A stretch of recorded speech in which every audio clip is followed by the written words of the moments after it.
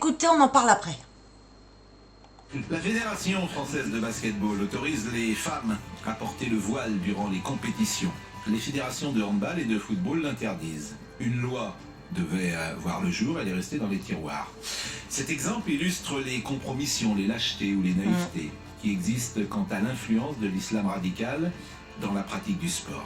Mais comment pourrait-il en être autrement quand la ministre des Sports, Madame Barsac, expliquait au mois de mars que porter un voile sur un terrain de foot n'a rien à voir avec l'entrisme religieux.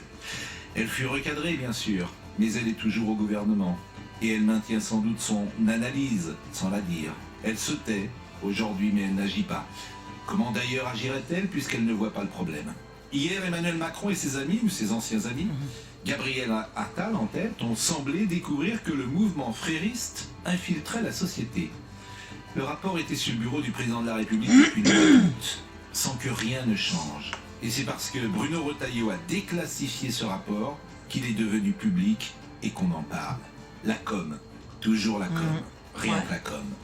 Voyez-vous, je ne crois pas beaucoup à la parole de la Macronie. Le président fait semblant de découvrir un danger. Il est à l'Élysée depuis 8 ans. A-t-il initié une loi contre le port du voile dans le sport, par exemple? La réponse est non. Rien ne changera. D'ici 2 ans, soumission, accommodement, aveuglement.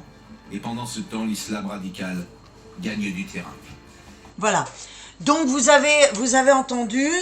Alors, une petite remémoration où il y a eu justement une loi sur l'islamisation. Et Monsieur Macron avait dit que, Marine Le Pen avait dit qu'elle ne la voterait pas si dedans il n'y avait pas justement des règles pour l'islamisation.